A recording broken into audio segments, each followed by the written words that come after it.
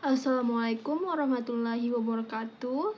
Perkenalkan, saya sebagai Siti Nur Fatimah Zahra dengan NIM 210608501030 dari Program Studi Pendidikan Antropologi Fakultas Ilmu Sosial dan Hukum Universitas Negeri Makassar. Di sini saya akan mereview buku yang berjudul Patron dan Klien di Sulawesi Selatan, sebuah kajian fungsional struktural dari Pak Hedi Sri Ahimsa. Ini sebagai tugas akhir saya.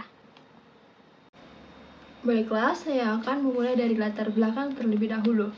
Landasan uraian penulis buku ini adalah pertanyaannya tentang kondisi pendukung gejala patron klien sebagaimana yang disampaikan oleh Scott. Yang pertama yaitu adanya perbedaan yang mencolok dalam kepemilikan atas kekayaan, status, serta kekuasaan. Yang kedua, keinginan untuk memperoleh keamanan pribadi di saat tidak adanya kontrol sosial yang mengakibatkan keamanannya terancam. Dan yang terakhir, hubungan kekerabatan yang tidak efektif untuk memberikan baik perlindungan dan keamanan kepada individu maupun keinginan-keinginan untuk memperoleh kekayaan, status, dan kekuasaan. Pertanyaan yang penulis munculkan adalah yang pertama, apakah kondisi-kondisi tersebut juga terdapat di Sulawesi Selatan? Kedua, dan jika ada, apakah kondisi tersebut ada hubungannya dengan sistem budaya yang berlaku di kawasan tersebut? Dan terakhir, dalam hubungan dengan penguasaan sumber daya apa saja yang dikuasai oleh para patron dan apakah sumber daya ini berharga bagi klien-klien di sana? Penulis menggunakan perspektif keadaan dan perspektif budaya untuk menjawab pertanyaan-pertanyaan itu.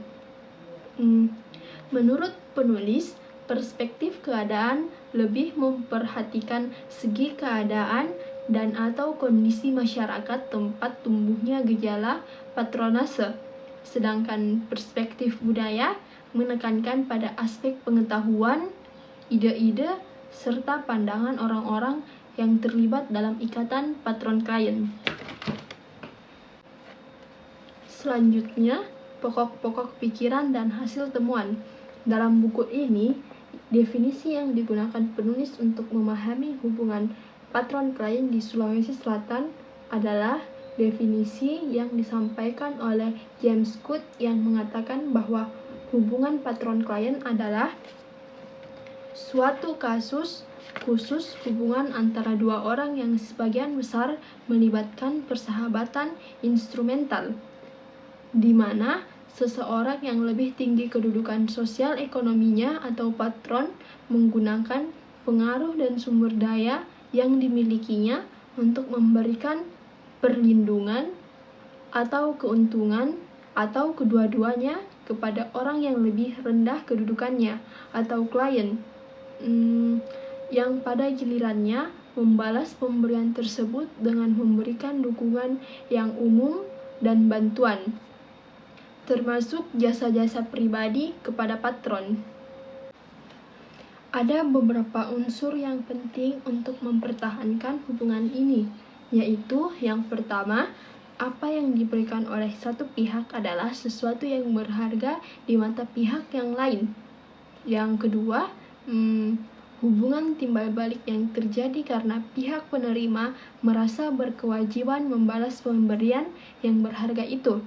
Yang terakhir, ada norma dalam masyarakat yang memungkinkan pihak yang lebih rendah kedudukannya atau klien melakukan penawaran dan menarik diri dari hubungan timbal balik itu. Selanjutnya, penulis mengangkat pendapat Scott tentang ciri-ciri hubungan patron-klien, yaitu yang pertama, terdapatnya ketidaksamaan atau inequality dalam pertukaran. Terdapat ketidaksamaan yang mencerminkan perbedaan dalam kekayaan, kekuasaan, dan kedudukan. Hutang kewajiban seorang klien karena ketidaksamaannya itu yang membuat ia tetap terikat pada patronnya. Kritik penulis atas pendapat Scott di sini adalah bahwa Scott menyamakan dua konsep yang harusnya menurut penulis dibedakan, yaitu konsep ketidaksamaan, inequality, dan ketidakseimbangan, imbalance. Yang kedua, adanya sifat tatap muka, face-to-face karakter. Hal ini menunjukkan hubungan yang pribadi antara patron dan kliennya. Yang terakhir, sifatnya yang luas dan meluas, diffuse flexibility. Hubungan seorang patron dengan klien bukan saja sebagai patronnya, tetapi juga oleh hubungan sebagai tetangga, teman sekolah, dan sebagainya. Bantuan yang ada dalam hubungan itu juga bermacam-macam, sehingga hubungan ini dapat menjadi semacam jaminan sosial bagi kedua belah pihak. Selanjutnya, hubungan patron-klien di Sulawesi Selatan dikenal dengan nama Minawang. Hubungan itu di kalangan orang Bugis dapat terjadi antara ajoareng atau seseorang yang menjadi panutan, bisa seorang punggawa, arung, karaeng, ataupun pemuka masyarakat lainnya, dengan joa, para pengikut ajoareng, dan biasanya berasal dari golongan Maradeka atau orang merdeka. Dalam masyarakat Makassar, ajoareng para patron tersebut adalah para karaeng atau anak karaeng, dan joa-joanya disebut anak-anak atau taunna, tau orang-orangnya. Hubungan antara karaeng dengan taunna itulah yang disebut dengan minawang atau mengikuti, yang maksudnya adalah ikatan antar mereka sukarela sifatnya dan dapat diputuskan setiap saat. Dalam penelusurannya, penulis menemukan bahwa hubungan patron-klien di kawasan Sulawesi Selatan merupakan gejala yang sudah lama berlangsung dan tetap bertahan dalam kurun waktu yang lama. Penelusuran itu dilakukan dengan mempelajari data-data sejarah masa lalu yang ditulis oleh para penulis Belanda. Mengenai ciri umum Minawang, penulis menyatakan bahwa karena hubungan Minawang itu bersifat sukarela, maka seorang karaeng dapat setiap saat memecat pengikutnya yang bertindak jahat atau dalam pandangannya tidak memenuhi kewajibannya sebagai pengikut. Sebaliknya, seorang pengikut juga bisa berpindah pada karaeng yang lain bila merasa bahwa dia tidak memperoleh perlindungan yang memadai atau terlalu banyak diberi tugas, atau karena karaengnya bersifat kurang adil terhadap para pengikutnya. Hubungan itu menurut penulis terjadi timbal balik. Artinya, bukan saja anak karaeng yang menggantungkan kehidupan para karaeng, tetapi juga karaeng dapat bergantung pada anak karaeng. Dikatakan semakin tinggi kebangsawanan seorang anak karaeng, makin banyak pengikutnya. Sebaliknya juga, makin banyak pengikutnya, makin tinggi pula martabat seorang anak karaeng atau karaeng. Hubungan itu adalah hubungan yang saling menguntungkan patron, sebab dengan adanya pengikut-pengikut tersebut, dia tidak perlu menjalankan tugas atau pekerjaan yang dirasa tidak pantas dilaksanakannya. Bagi taunna, Dengan mengikuti seorang karang atau arung, sirip mereka akan terlindungi dan beberapa keuntungan lainnya yang dapat menopang kehidupan. Penulis menemukan bahwa analisis terhadap hubungan patron-klien yang dilakukan oleh para ilmuwan sosial secara garis besar ada dua pendekatan. Yang pertama, relasi patron-klien sebagai salah satu upaya manusia untuk dapat bertahan hidup dalam suatu keadaan tertentu. Yang kedua, gejala patron-klien muncul karena adanya kondisi-kondisi tertentu dalam masyarakat. Penulis melakukan analisis terhadap gejala patron-klien di wilayah Sulawesi Selatan, dan ketika kembali kepada masalah utama yang melatar belakangi penulisan buku ini, penulis dapat menyimpulkan beberapa hal.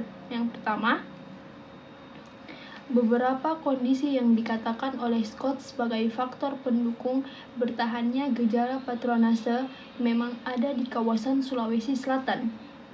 Kondisi itu antara lain adalah adanya pelapisan kedudukan, kekuasaan, dan kekayaan.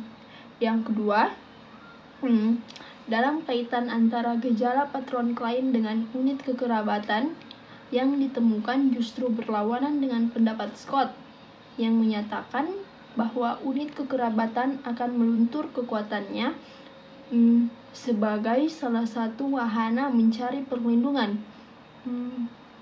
Orang-orang Sulawesi Selatan mengikuti sistem bilateral dalam kekerabatan.